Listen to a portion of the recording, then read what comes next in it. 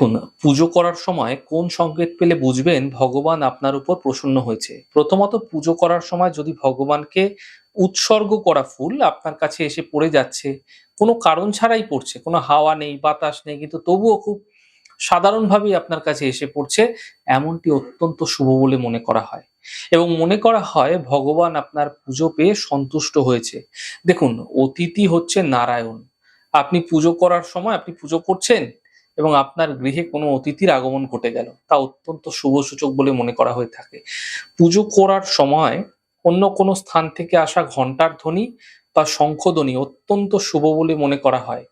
পুজো করার সময় যদি আপনার বাড়িতে কেউ সেবা নিতে আসছে, কেউ সেবা চাইতে এসছে, কখনো ভুল করেও তাকে ফিরিয়ে দেবেন না। যথাসাধ্য দান করুন, চেষ্টা করুন।